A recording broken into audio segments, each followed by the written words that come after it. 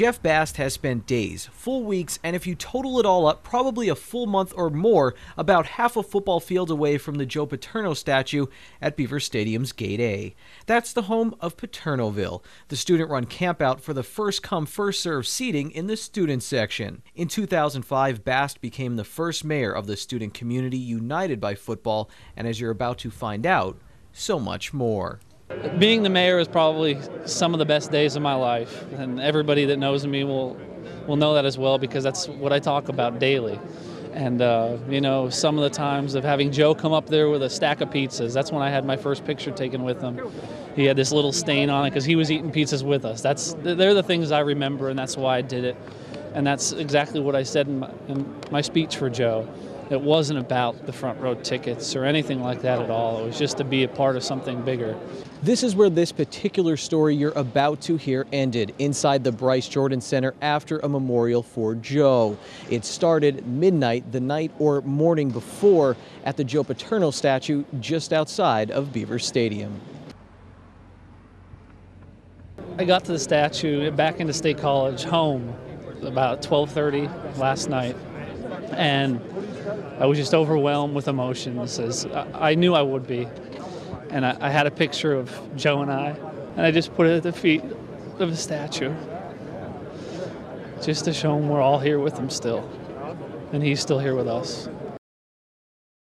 The next day, Bast found himself surrounded by 6 decades of Penn State football players, alumni, and fans. Earlier in the week, he was asked by Penn State's Director of Communications and Branding for Football, Guido D'Elia, if he would say a few words at a memorial for Joe. I felt pretty good, actually. You know, I was listening to everyone's stories, and I just wanted to tell my own. Of course I was nervous, as anybody would be. I've never spoken in front of 20,000 people before, but I knew Joe was there with all of us, and that's what got me through it. That's what Joe has left us with. He has left us with life lessons on and off the field. Joe Pa, thank you for being a father to all of us. As Bast thanked Joe Paterno for being a father to all Penn Staters, his own father looked on from the seats on the floor of the Bryce Jordan Center. My dad was here and saw 2 undefeated seasons. He came up and he was able to shake hands with a classmate of his, Charles Pittman.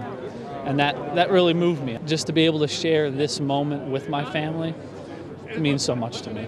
A year and a half ago, the mayor moved to Charleston, South Carolina, but he still makes trips back to his old jurisdiction. And last season, he brought a few friends up north with him. I was able enough to bring 2 friends up that will be my best friends for the rest of my life up to the Penn State-Alabama game when Joe was still coaching with us. And they live in SEC country. They love South Carolina and Clemson. But when they got here, Joe stuck with them just a little bit. Bast's memories of Paternoville and the man it is named after are stuck in his mind. Now he wants to share all of that with others. I have a banner that a friend of mine made. He's a great artist and a good friend.